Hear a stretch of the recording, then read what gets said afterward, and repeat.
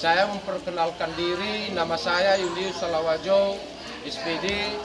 Saya sedang melaksanakan praktik pembelajaran PPG tahun 2023, kategori 1, periode 3 2023. Saya mohon petunjuk kepada dosen dan guru PAMO untuk meningkatkan kinerja saya yang saya laksanakan pada saat hari ini. Terima kasih.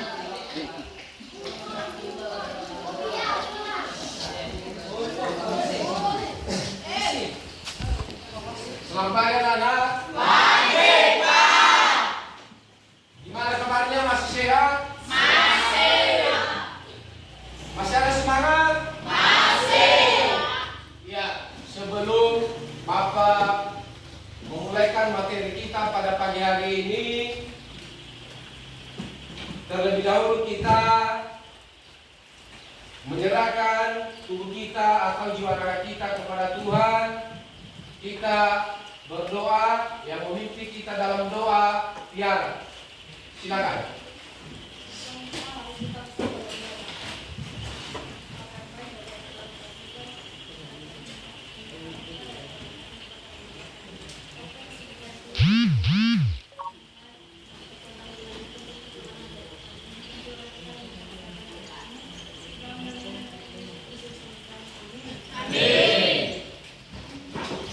Anak-anak kami semuanya kita mengecek absen kita. Semuanya sudah hadir semua? Ada yang tidak hadir? Tidak. Semuanya sudah hadir? Sudah. Ya, terima kasih. Ya, sebelum kita memulaikan pelajaran kita pada pagi hari ini, kita menyanyikan lagu wajib yang dipimpin oleh Heli. Indonesia Raya.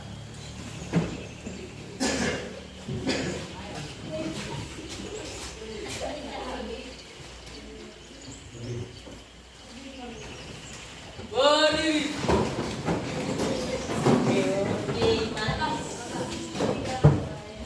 Indonesia tanah airku, tanah tumpah darahku. Di sanalah aku berdiri, jadi pandu hidupku.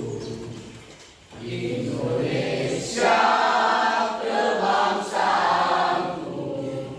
bangsa dan tanah airku. Marilah kita berseru, Indonesia bersatu. Hiduplah tanahku, hiduplah negeriku, bangsaku, rakyatku, semuanya. Bangunlah jiwanya, bangunlah badannya, untuk Indonesia Raya.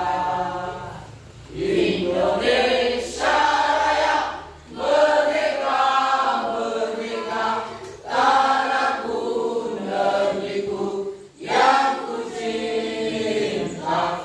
Indonesia Raya, merdeka, merdeka, hiduplah Indonesia Raya.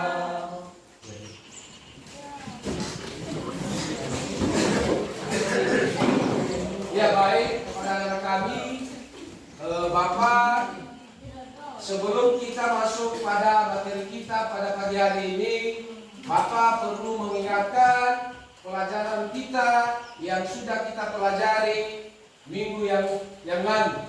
Siapa anak-anak kami yang masih ingat pelajaran kita pada minggu yang lalu? Ya, silakan.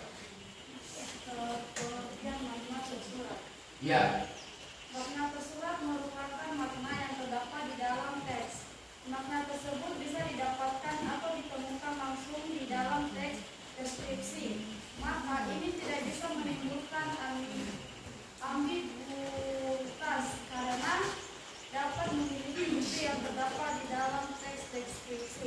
Ya benar, tepuk tangan buat Tiara.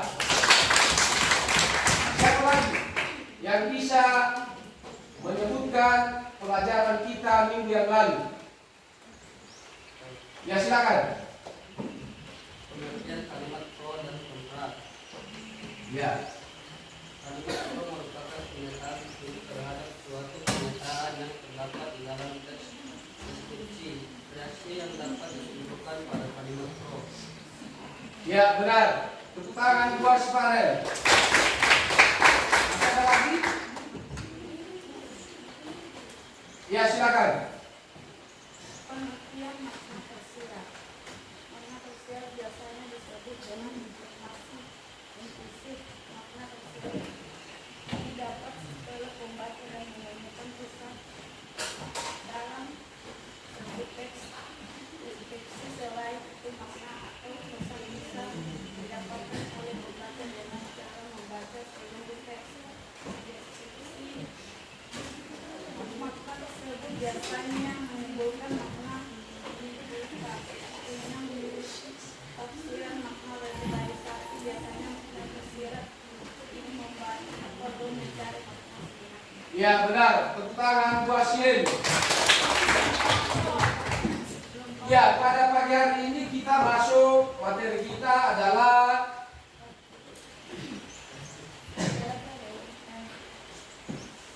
struktur teks laporan hasil observasi. Anak-anak kami pasti sudah tahu bahwa apa itu teks observasi. Teks observasi itu adalah dokumen tertulis yang merinci informasi dan temuan yang diperoleh dari kegiatan observasi. Observasi adalah metode mengumpulkan data yang melibatkan pengamatan langsung terhadap suatu kejadian, objek atau fenomena tanpa mengubah atau memanipulasinya. Itu adalah pada hasil observasi. Observasi itu harus ada kegiatannya, ada metodenya, ada pengumpulan data yang melibatkan pengamatan langsung terhadap suatu kejadian. Berarti kalau anak-anak kami menyimak apa itu teks observasi, berarti harus kita memerlukan dulu harus adalah dokumen tertulis yang merinci informasi dan temuan yang diperoleh dari kegiatan observasi. Harus yang kita ketemui, yang kita dapat, baru kita mendokumentasikan dia atau menulis hasil observasi itu. Berarti harus nyata yang sudah terjadi, yang kita tulis. Nah, itu namanya adalah observasi. Sama halnya seperti Bapak untuk memberikan observasi kepada anak-anak kami, mentes mental apa yang sudah kamu dapatkan, apa yang sudah kamu pelajari, apakah bisa dievaluasi atau bisa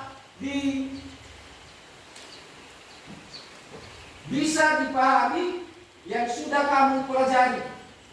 Itu adalah pengertian daripada observasi. Kemudian ada struktur teks laporan hasil observasi. Pernyataan umum berisi informasi membuka yang menjelaskan garis besar tentang hal yang akan disampaikan. Deskripsi bagian berisi rincian, pembahasan, dan penjelasan yang lebih mendalam tentang objek yang diamati. Deskripsi manfaat, karena itu adalah sudah dibagi dua. Deskripsi manfaat berisi manfaat atau fungsi dari setiap objek yang diamati. Tapi harus, kalau ada strukturnya, harus kita mengamati. supaya bisa kita memahami apa isi daripada teks hasil observasi tertentu. Makanya kepada anak kami harus perlu belajar, sering belajar setiap malam, belajarlah, rajin belajar supaya apa yang sudah kamu dapatkan dari Bapak Ibu guru bisa kamu pahami, bisa mengerti, sehingga pada pagi hari ini kita melaksanakan UTS. Kalau sudah ada persiapan dari rumah, sudah belajar, pasti yang sudah kamu pelajari itu dari Bapak Ibu guru bisa kamu ingat, bisa kamu pahami. Oh, semalam saya sudah belajar. Itulah penyampaian daripada hasil observasi. Kaidah kebahasan teks laporan hasil observasi. Teks laporan hasil observasi berkaitan erat dengan ilmu pengetahuan dan penelitian. Karena itu teks laporan ini harus disusun menggunakan bahasa yang baku alias sesuai kaidah bahasa Indonesia yang benar dan mudah dipahami. Berarti sudah jelas bahwa anak-anak kami kalau memang benar-benar sudah memahami apa yang sudah kamu pelajari, apa yang sudah kamu terima pada pagi hari ini kepada Bapak Ibu guru, pasti kamu mengerti dan memahami apa isi pelajaran tertentu. Makanya kepada anak-anak kami harus benar-benar memahami untuk mengikuti pelajaran setiap masuk pelajaran. Capaian pembelajaran, peserta didik mampu menulis gagasan. Itu yang Bapak sampaikan tadi. Kalau sudah memang benar-benar memahami, mengerti, berarti capaiannya pasti kamu tahu. Pikiran, pandangan, arahan atau pesan tertulis untuk berbagai tujuan secara logis, kritis, dan kreatif.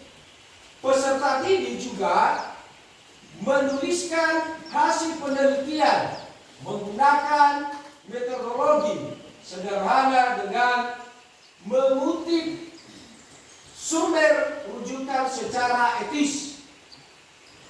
Seterusnya, menyampaikan ungkapan rasa simpati, empati, peduli, dan pendapat pro kontra secara etis dalam memberikan penghargaan secara tertulis dalam teks multimodal.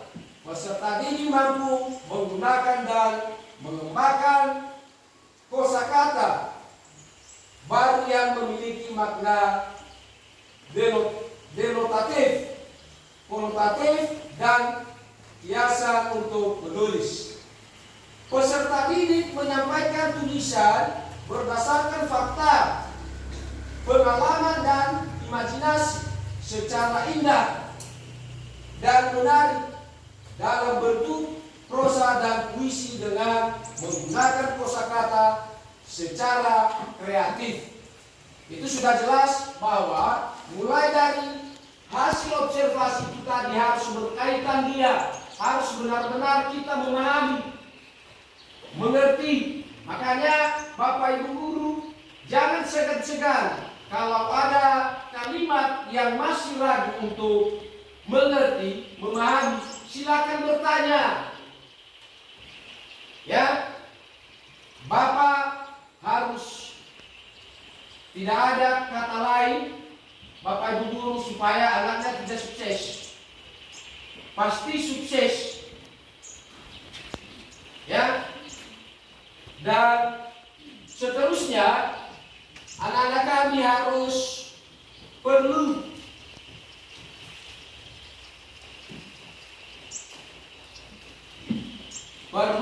untuk mempertahankan pribadi secara pribadi. Berikutnya, kaidah kebahasaan teks laporan hasil observasi ada 7. Menggunakan kalimat definisi dan deskripsi. 2. Menggunakan frasa nomina yang diikuti oleh satuan dan nama material. 3. Menggunakan kalimat sederhana maupun kompleks. 4. Menggunakan istilah keilmuan alias teknis sesuai bidang observasi seperti kornivora, degeneratif, mutualisme, parasitisme, osteoporosis, pembuluh nadi, leukemia, pohomia, syndrom, dan lain-lain. Itu menyangkut pada sistem alam. Mungkin anak-anak kami sudah mempelajari, yaitu adalah pada pelajaran di IPA. Ya, berarti seterusnya istilah teknisia seperti yang dijelaskan di poin kedua agar mudah dipahami membaca. Menggunakan verbal aktif alam yang menjelaskan perilaku seperti hidup, bertelur, membuat tidur, makan, dan lain sebagainya. Itu adalah menyangkut pada hewan. Berarti ada hewan yang bertelur, ada hewan yang beranak. Berarti setiap hewan itu adalah mempunyai tempat tinggal atau tempat tidur. Terakhir, menggunakan kata penghubung untuk menyatakan pertentangan tetapi namun padahal sedangkan melainkan dan sementara itu. 2. Pilihan atau tambahan dan serta perbedaan dengan persamaan, demikian pula sebagaimana seperti halnya hal yang sama, demikian halnya dan hal demikian.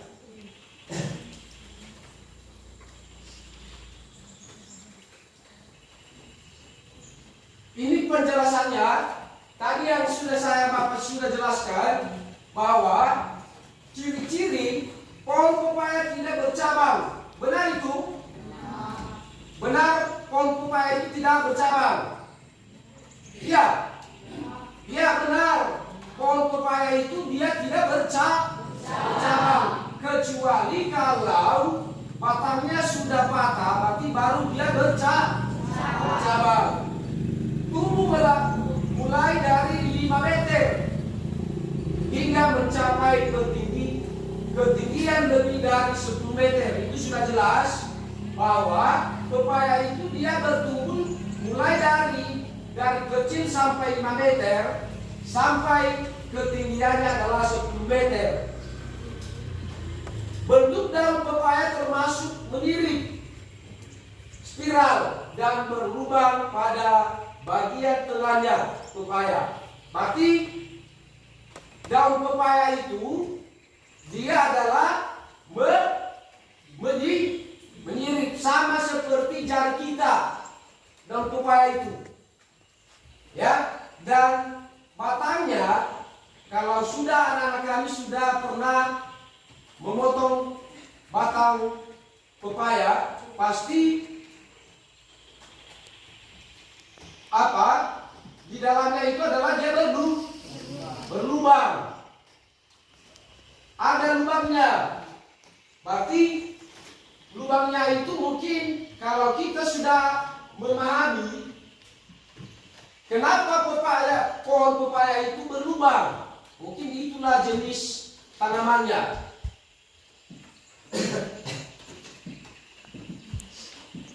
Satu sekaligus berumah 2, pepaya berkelamin jantan betina dan hermafrodit, berkelamin yang jantan sekaligus betina. Berarti bukan dalam arti adalah hanya manusia yang ada 2 jenis. Semua tumbuhan perempuan ada 2 jenis. Berarti ada betina dan ada jantan.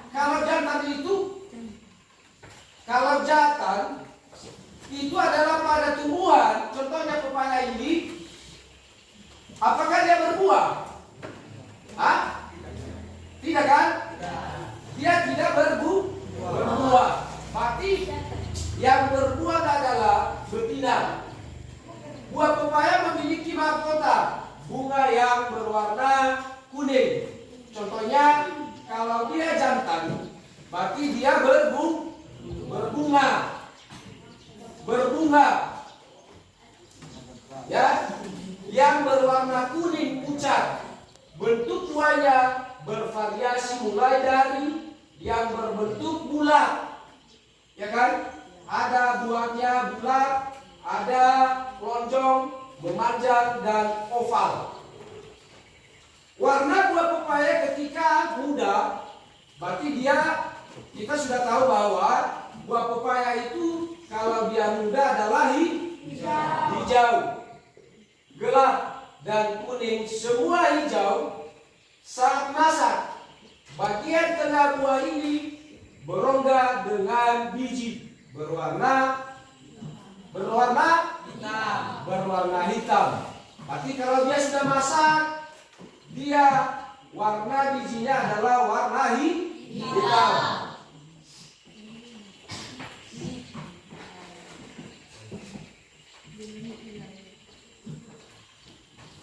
Berasal dari karpela yang menebal berwarna kuning hingga merah, tergantung varietasnya dan kondisi lahan tempat tumbuhnya. Seterusnya, manfaat. Tentu anak-anak kami sudah tahu apakah pohon pepaya itu ada manfaatnya. Pasti sudah jelas bahwa ada manfaatnya. Ada manfaatnya. Bisa kita jadikan obat. Daun pepaya itu bisa kita menjadikan dia obat. Dan buahnya, daunnya bisa. Berarti itu adalah ada manfaatnya. Manfaat pepaya yaitu dari mudah dimasak sebagai sayur. Kalau buah pepaya itu masih muda, bisa kita menjadikan sayur. Daging buah yang masak dimakan dan campuran es buah bisa kita kasih dia jadi jus kalau buah pepaya itu adalah sudah masak.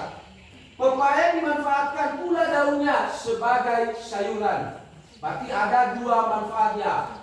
Buah dan daunnya bisa kita jadi sayur. Daun pepaya muda dimakan sebagai lalap dan dijadikan pembungkus buntil yang orang Manado. Berarti ini mungkin kita tidak tahu apa itu gunanya Pak bahasa dari Manado.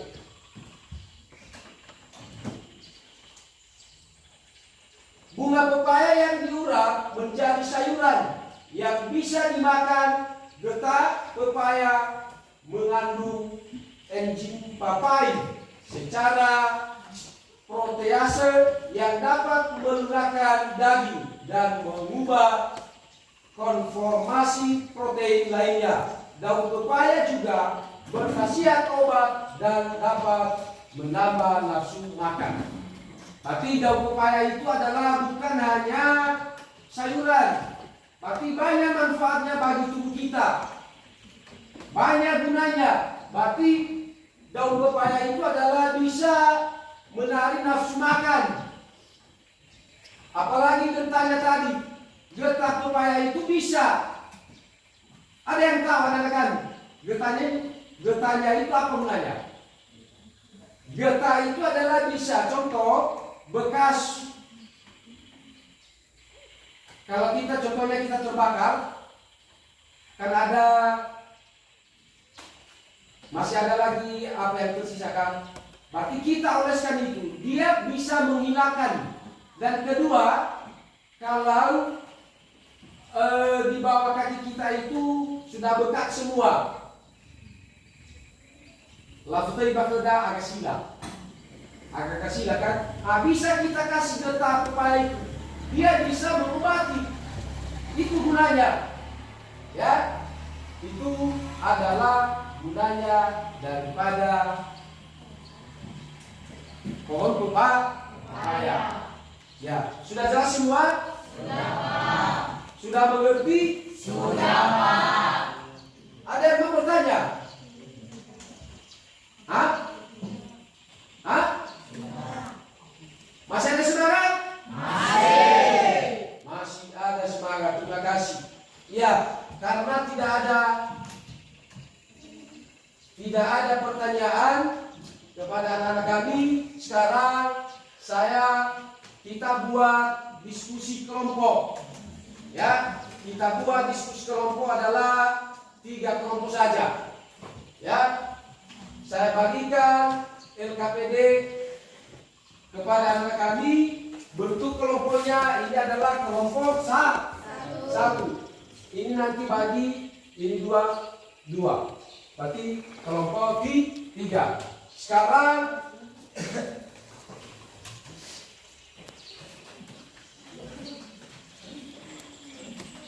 saya bagikan lembaran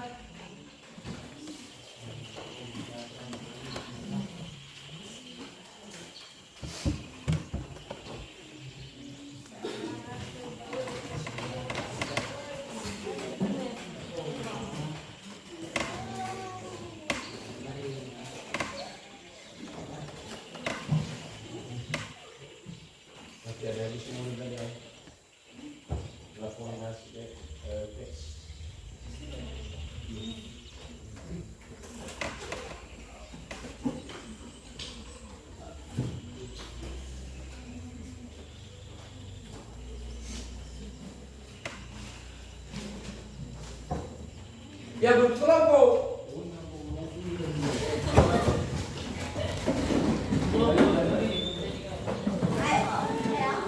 Kelompok 1, kelompok 2, dan kelompok 3.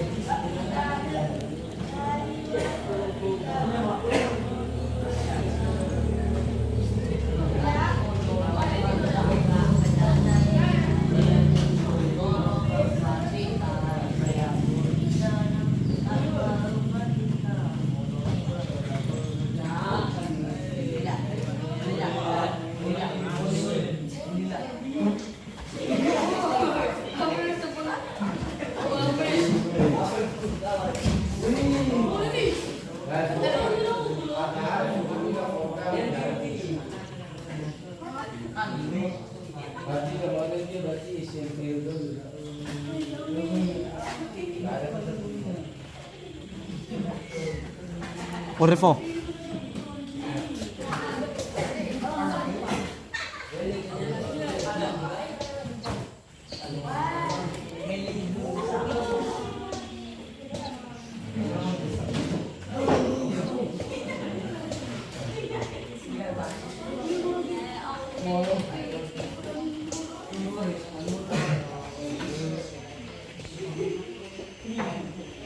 Harus kerjakan hasil diskusinya dengan baik ya, supaya tidak baru nanti kamu pada kelompok lain.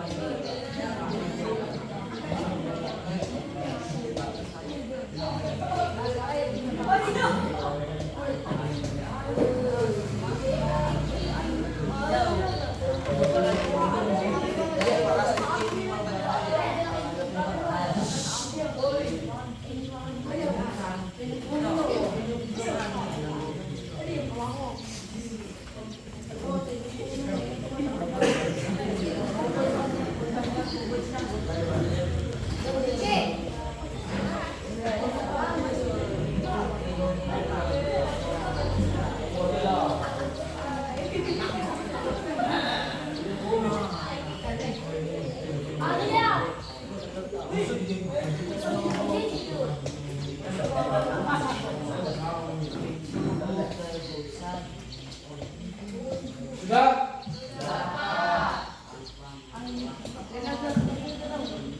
Sudah siap? Sudah. Ya, silakan kerja.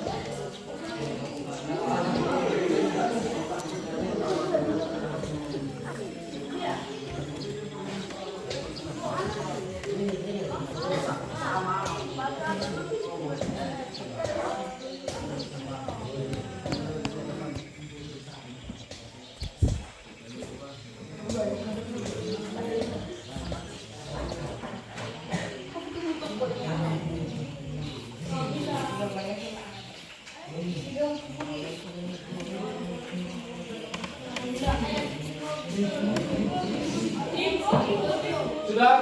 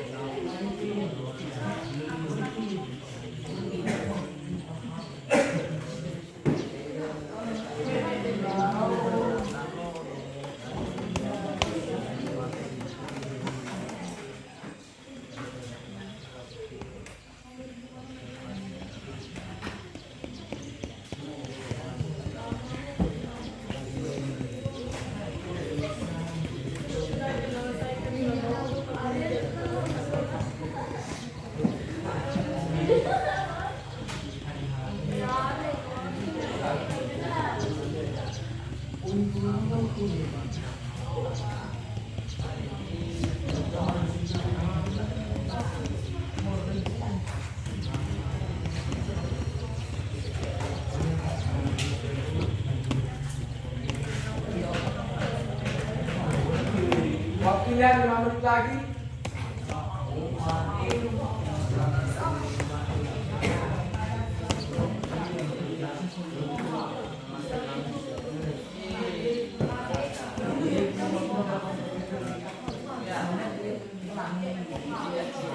Turun.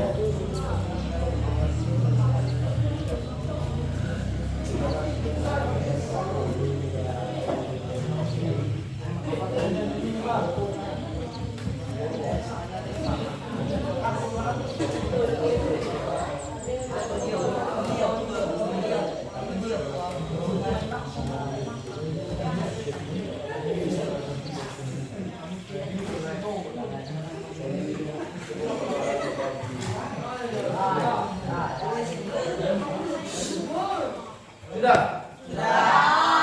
Ya. Tapi sekarang harus hasil diskusi kelompoknya kita bacakan ke ke tempat kita masing-masing. Siapa yang duluan membacakan hasil teks kelompok, hasil diskusi kelompoknya? Kelompok 1 silakan.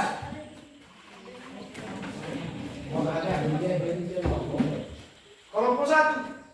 Kesimpulan laporan hasil tes observasi adalah dokumen tertulis yang berisi informasi dan temuan yang diperoleh dari kegiatan observasi. Observasi adalah metode pengumpulan data yang melibatkan pengamatan langsung terhadap suatu kejadian, objek atau fenomena tanpa mengatur atau manipulasi. Ya, tepuk tangan buat kelompok 1. Ya, siapa kelompok? Kelompok 2. Silakan bacakan hasil diskusi kelompoknya. Kesimpulan hasil teks observasi adalah dokumen tertulis yang berisi informasi dan temuan yang diperoleh dari kegiatan observasi.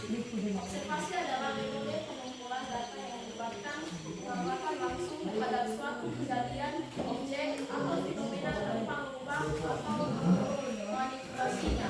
Ya, benar. Tepuk tangan buat kelompok 2. Ya, sekarang kelompok 3. Bacakan hasil diskusi kelompoknya. Observasi adalah metode pengumpulan data yang melibatkan langsung terhadap suatu kejadian, objek atau fenomena tanpa mengubah atau memanipulasinya. Ya, tepuk tangan kelompok 3. Ya, sekarang kembali ke tempat masing-masing.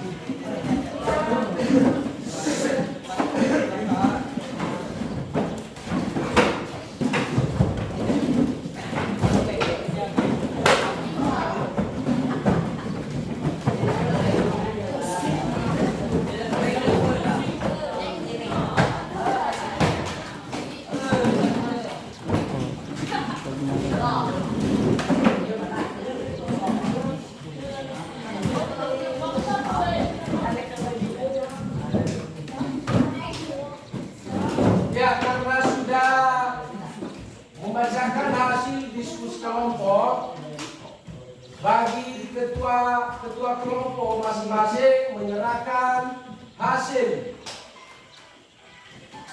diskusi kelompoknya ke depan.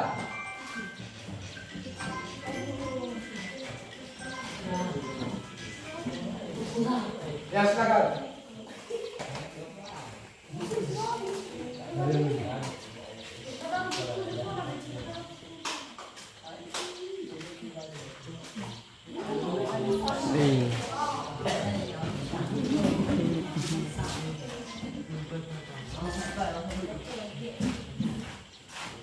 Ya, baik. Kepada anak kami,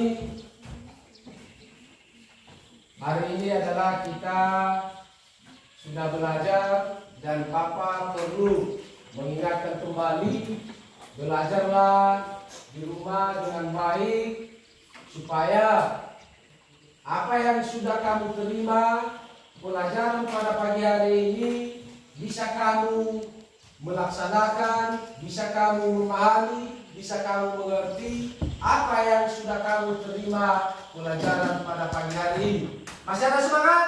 Masih. Mana semangatmu? Ini semangatku. Mana semangatmu? Ini semangatku. Ya.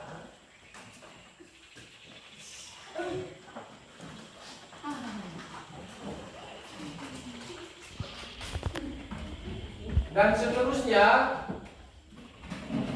pada pelajaran kita minggu depan harus kita benar-benar dan terlebih kepada anak kami jangan bolos ke sekolah, jangan malas di sekolah karena itu adalah menyangkut keberhasilan. Tidak mungkin apa yang sudah contohnya kamu pada pagi hari ini tidak hadir. Tidak mungkin Bapak Ibu guru mengulang apa yang sudah dia jelaskan pada pagi hari ini. Makanya kepada anak kami, janganlah bolos ke sekolah, jangan malas. Ya.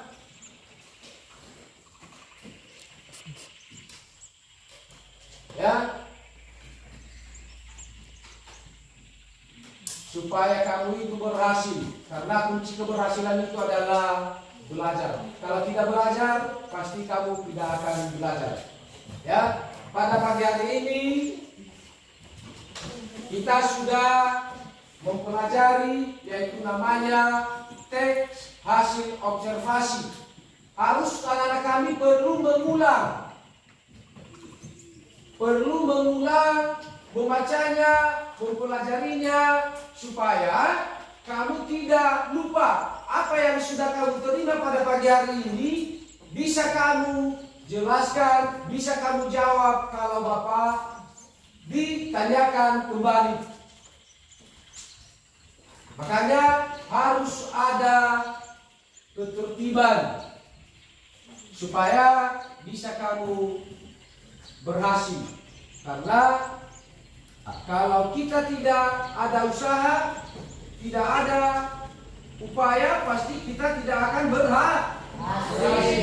Ya, tujuan kita untuk bersekolah itu adalah bukan dalam arti kita mau ke sana ke sini. Berarti tujuan kita ke sekolah untuk menuntut ilmu dan pengetahuan.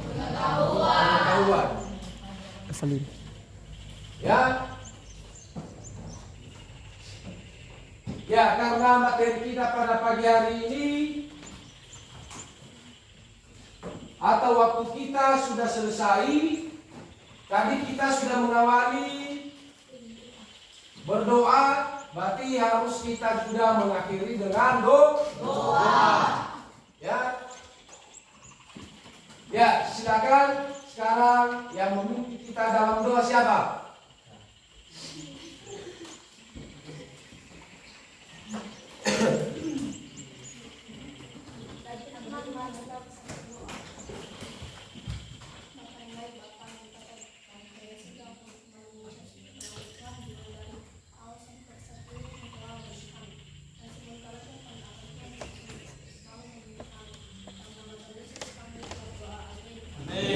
Ya, Ya, sebelum kita pulang, berarti harus kita salaman kepada Bu.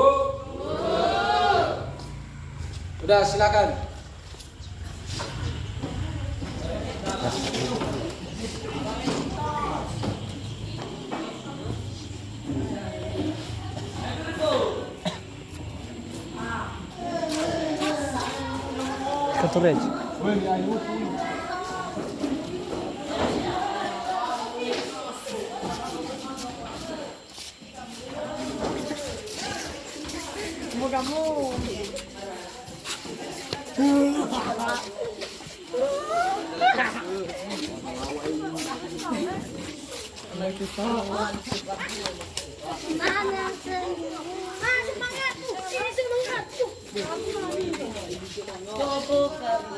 Coba ke Gunila.